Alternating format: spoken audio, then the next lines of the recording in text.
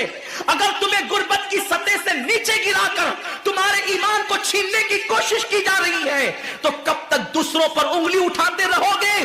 میری قوم کے جوانوں، اللہ کے حبیب نے آج سے 1450 سال پہلے تمہاری ذلت و رسوائی کا سبب بیان کیا.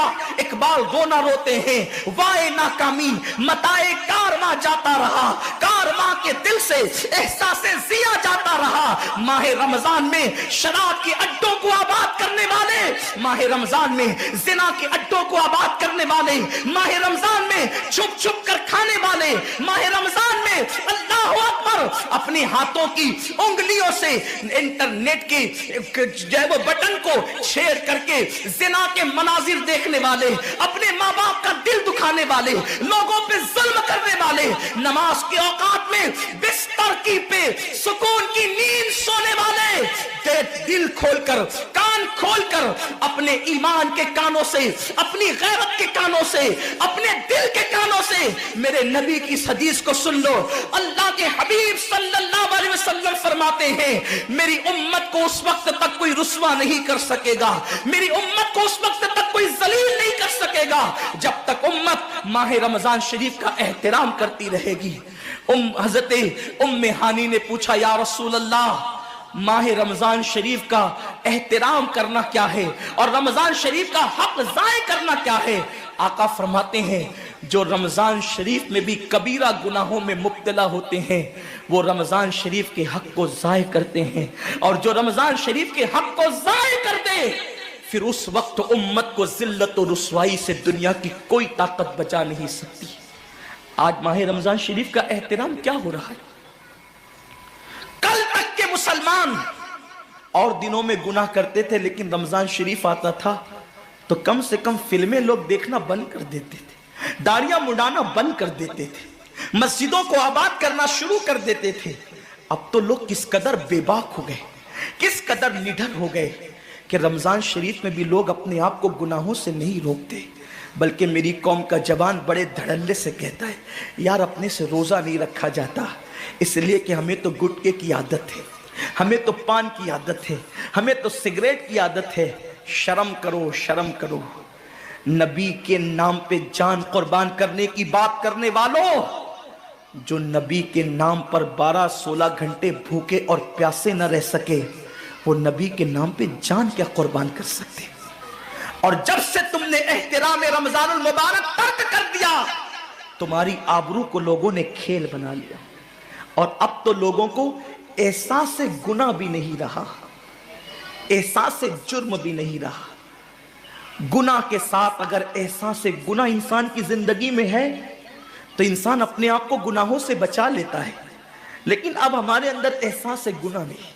اب تو ہم گناہ کو ہنر سمجھتے ہیں، اب تو ہم گناہوں کو فیشن سمجھتے ہیں. احساس گناہ کیا ہے؟ اگر انسان گنہگار ہو اور احساس گناہ بھی ہو تو وہ ایک نہ ایک دن سدھر جاتا ہے، وہ ایک نہ ایک دن سنور جاتا ہے. ہمارے پاس احساس گناہ ختم ہو گیا. آئیے بتاؤں احساس گناہ کتنی قیمتی چیز ہے. رمضان شریف میں کھا رہے ہیں، پی رہے ہیں، بلکہ مسلمانوں کی ہوٹلیں بند ہے تو غیر مسلموں کی ہوٹلوں میں کھا رہے ہیں، چھپ چھپ کر گھروں میں کھا رہے ہیں. لوگوں سے چھپ کر کھانے والوں، جو تیرا کچھ نہیں بگاڑ سکتا تو اس انسان سے چھپ کر کے کھا رہا ہے. جو خدا تجھے سزا دے گا کیا تو اس کی نگاہوں سے بھی چھپ سکتا ہے؟ اور روزے بھی کیا روزے رہ گئے، اب تو روزے بھی رسم بن گئے. جو روزے رکھتے ہیں رمضان شریف میں ان کو روزہ رکھنے کی عادت ہے، وہ روزے کو عبادت نہیں سمجھتے. جو روزہ عادت بن جائے وہ نجات نہیں دلا سکتا، جو روزہ عبادت بن جائے وہ نجات دلا سکتا. ایک تو روزے کی عادت ہے اور ایک تو روزہ عبادت ہے. روزہ عادت اور عبادت میں فرق کیا ہے؟ عادت یہ سب نے رکھا ہم بھی رکھ لیں، یہ عادت ہے. نہ رکھیں گے تو کیا جواب دیں گے، یہ عادت ہے. نہ رکھیں گے تو لوگ تانا دیں گے، عادت ہے. پھر روزہ عبادت کیا ہے؟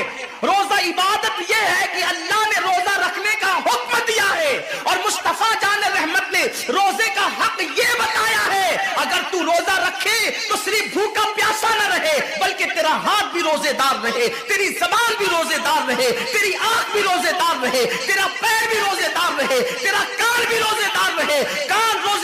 طرح کہ کان اللہ کے ممنوع کردہ چیزوں کو نہ سنے، ہاتھ روزے دار اس طرح ہاتھ اللہ کے منع کردہ کاموں کو نہ کرے، زبان روزے دار اس طرح کہ زبان اللہ کی ممنوع کردہ چیزوں کو ادا نہ کرے، پیر روزے دار اس طرح کہ پیر اس جگہ چل کر نہ جائے جہاں اللہ نے جانے سے منع کیا ہے۔ جب تو ان سارے اعضاء کو روزے دار بناتا ہے تو ایسے روزے کے معاملے میں میرا اللہ فرماتا ہے روزہ میرے لیے ہے اور میں ہی اس کی جزا ہوں۔ ہر عمل کی جزا جنت ہے، روزے کی جزا خدا کی ذات ہے۔ اسی لیے آقا فرماتے ہیں روزے دار کو دو خوشی ہے، ایک تو افطار کے وقت، دوسرا لقائے رحمان کے وقت، خدا کی زیارت کے وقت۔ صحابہ نے پوچھا آقا ہم اللہ کی زیارت کیسے کریں گے؟ آقا فرماتے ہیں جیسے تم آسمان پہ چاند دیکھتے ہو بلا تمثیل اسی طرح تم خدا کی زیارت کیا کرو گے۔ یہ روزے داروں کی شان ہے۔ آج کے روزے کیا ہے؟ جس میں جھگڑا، جس میں غیبت، جس میں چگلی، جس میں فساد۔ روزے کو عادت مت بناؤ، روزے کو عبادت بناؤ۔ احساس مٹ گیا، عبادتوں کا احساس مٹ گیا، گناہوں کا احساس ختم ہو گیا۔ جب تک کہ لوگوں میں گناہوں کا احساس زندہ تھا وہ عبادت کر کے بھی اللہ سے ڈرتے تھے، وہ عبادت کر کے بھی رب کی بارگاہ میں آنسو بہاتے تھے کہ مولا میں تو حق ادا نہ کر سکا۔ لیکن آج احساس نہیں ہے، اس لیے لوگ ہنستے ہنستے افطار کرتے ہیں۔ حالانکہ صحابہ کا معمول تھا جب افطار کا وقت آتا وہ ہاتھوں کو اٹھا کر کے روتے اور کہتے مولا روزہ تو چلا گیا لیکن روزے کا حق نہ ادا ہو سکا، آنسو بہاتے ڈرتے۔ لیکن آج ایسا کچھ بھی نہیں ہے۔ ہماری ساری نیتیں تو دسترخوان پہ لگی ہوتی ہے افطار کے وقت۔ آئیے ایک بات نکل آئی، احساس گناہ۔ کیا ہے احساس گناہ؟ آقا نے فرمایا نا کہ جب رمضان شریف کا حق ضائع کر دو گے تو اللہ تم سے عزت کو چھین لے گا، تم ذلیل و رسوا ہو جاؤ گے۔ احساس ختم ہے گناہ کا، اسی لیے رمضان شریف میں بھی گناہ کرتے ہیں، اور گناہ کر رہے ہیں تو ذلیل ہو رہے ہیں۔ احساس کسے کہتے ہیں؟ احساس یہ ہے کہ میں نے کیا کیا، چھوٹے سے گناہ کو بڑا سمجھنا میں نے کیا کیا۔ ایک خاتون بارگاہ رسالت میں آئی اور عرض کیا یا رسول اللہ مجھ سے زنا ہو گیا ہے، میں نے بہت بڑا جرم کر لیا ہے، آپ مجھ پہ حد لگا دیں، حد جاری کر دیں تاکہ میں گناہ سے پاک ہو جاؤں۔ اللہ کے حبیب نے احساس گناہ دیکھ کر کے فرمایا کہ جا ابھی تیرے پیٹ میں بچہ ہے، تیرے جرم کی سزا تیرے پیٹ کے بچے کو نہیں دی جا سکتی، اگر تجھ پہ حد لگے گی تو وہ بچہ بھی ختم ہو جائے گا، جب بچہ پیدا ہو جائے اس کے بعد آنا۔ بچہ پیدا ہو گیا تو وہ لے کر کے آئی۔ آقا فرماتے ہیں تیری جان چلی جائے گی تو اس کی پرورش کون کرے گا، اس کو دودھ کون پلائے گا؟ جا اس کو دودھ پلا اس وقت تک جب تک یہ کھانے نہ لگے۔ وہ بچے کو 2 سال تک دودھ پلاتی رہی، اور جب بارگاہ رسالت میں آئی تو بچے کے ہاتھ میں روٹی کا ٹکڑا دے کر کے آئی۔ بچہ روٹی کھا رہا تھا، عرض کی آقا مجھ پہ حد جاری کریں تاکہ میرا گناہ جو میرے دامن پہ لگا ہے وہ دھل جائے۔ حضور نے 3 مرتبہ اس کو اپنے دروازے سے ٹالا، اگر کوئی دوسرا ہوتا اس کو ڈھیل دی جاتی تو وہ بھاگ جاتا، دوبارہ پلٹ کرنا آتا، لیکن احساس گناہ تھا، گناہ کا احساس تھا کہ یہاں گناہ مٹ جائے تاکہ وہاں جواب دینے سے بچ جاؤں۔ اس خاتون نے 3 مرتبہ حاضری دی، حضور اب میرا بچہ روٹی کھانے لگا ہے، مجھ پہ حد لگا دے تاکہ میں پاک ہو جاؤں۔ اللہ کے حبیب نے فرمایا اللہ کی بندی جب اللہ نے تیرے جرم پہ پردے ڈال دیے تھے تو تو نے اظہار جرم کیوں کیا؟